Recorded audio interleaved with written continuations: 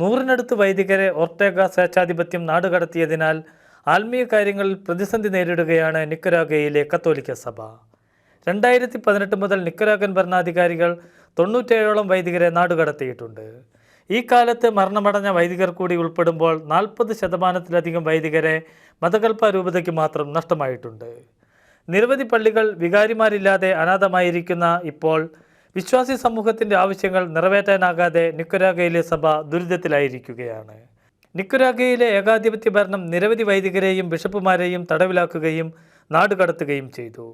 സഭയുടെ സ്വത്തുക്കൾ കണ്ടുകെട്ടുകയും സ്വതന്ത്രമായ നടത്തിപ്പിൽ കൈകടത്തുകയും ചെയ്തിരിക്കുകയാണിപ്പോൾ.